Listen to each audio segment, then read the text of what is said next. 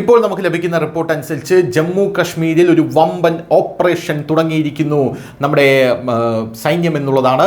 POKയിൽ വലിയ രീതിയിൽ ഒരു കലാപം നടക്കുന്നു. ഈ കലാപത്തെ തുടർന്ന് POKയിൽ നിന്നുള്ള ജനങ്ങൾ ഇങ്ങോട്ടേക്ക് ഒഴുകി വരാനുള്ള സാധ്യതയുണ്ട് എന്ന് കണ്ടുകൊണ്ട് അതിർത്തിയിൽ സുരക്ഷ ഇപ്പോൾ ശക്തമാക്കിയിരിക്കുകയാണ്. ഇതേ തുടർന്ന് ജമ്മു കശ്മീർ പോലീസ് ബുധനാഴ്ച ഭീകര ശൃംഖലകൾക്കെതിരെ ഒരു പ്രധാന ഓപ്പറേഷൻ ആരംഭിച്ചു. ബുദ്ഗാം ജില്ലയിലെ ഹൈദർപോറയിൽ നിരോധിത സംഘടനയായിട്ടുള്ള തെഹ്രീക്ക് ഇ ഹുറിയത്തിന്റെ ആസ്ഥാനം പോലീസ് പിടിച്ചെടുത്തു എന്നുള്ള റിപ്പോർട്ടുകൾ പുറത്തു വരുന്നു. അതുമാത്രമല്ല 2004 വിഘടനവാദി നേതാവ് സയ്യിദ് അലി ഷാ ഗിലാനിയാണ് ഈ സംഘടന സ്ഥാപിച്ചത്. വർഷങ്ങളായി കശ്മീരിൽ പ്രത്യേകിച്ച് താഴ്വരയിൽ വിഘടനവാദ പ്രവർത്തനങ്ങളുടെ കേന്ദ്രമായിരുന്നു ഈ സംഘടനയെന്ന് റിപ്പോർട്ട് ചെയ്യപ്പെട്ടിട്ടുണ്ട്. 2021 ഈ സംഘടനയുടെ തലവനായിട്ടുള്ള ഗിലാനി അന്തരിച്ചത്. UAPA പ്രകാരമുള്ള നടപടിയാണ് ഇപ്പോൾ അവിടെ നടത്തിക്കൊണ്ടിരിക്കുന്നതെന്നാണ് അറിയാൻ സാധിക്കുന്നത്.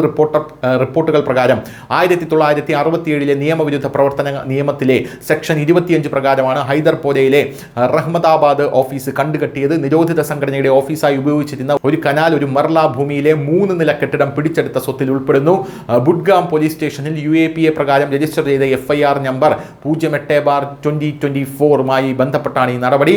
എന്തായാലും ശേഖരിച്ച തെളിവുകളുടെ അടിസ്ഥാനത്തിലും അധികാരികളുടെ അംഗീകാരത്തിന് ശേഷവും നിയമപരമായിട്ടുള്ള വ്യവസ്ഥകൾക്ക് അനുസൃതവുമായിട്ടാണ് സ്വത്ത് കണ്ടുകെട്ടിയതെന്ന് പോലീസ് പറഞ്ഞു. നിയമവിരുദ്ധവും അട്ടിമറിപരവുമായിട്ടുള്ള പ്രവർത്തനങ്ങൾക്കെതിരായി നടന്നുകൊണ്ടിരിക്കുന്ന അന്വേഷണത്തിലെ ഒരു സുപ്രധാന ചുവടുവയ്പ്പാണ് ഈ നടപടി. ദേശീയ സുരക്ഷയ്ക്കുള്ള ഭീഷണികൾ നിർവാര്യമാക്കുന്നതിനും മേഖലയിലെ സമാധാനം നിലനിർത്തുന്നതിനും ബുദ്ഗാം പോലീസിന്റെ ഉറച്ച ദൃഢനിശ്ചയത്തെ ഇത് പ്രതിഫലിപ്പിക്കുന്നു.